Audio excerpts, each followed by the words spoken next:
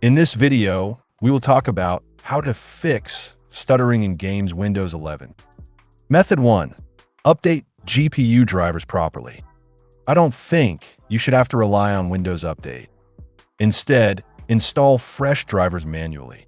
I have mentioned the link in the description to download NVIDIA, AMD, or Intel Arc drivers. Method 2. Enable Ultimate Performance Mode. Right-click on Windows icon. Select Terminal as admin. Click on Yes. Copy-paste the following command and press Enter. I have mentioned it in the description. Afterwards, click in Search. Type Control and select Open. Change the view by to large icons and select Power Options. Click on Show Additional Plans. Select Ultimate Performance. Method 3. Disable Background Apps. Right-click on bottom bar. Select Task Manager.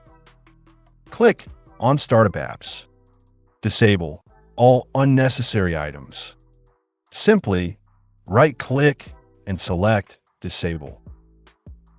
Method 4. Disable Xbox game. Click on Windows icon.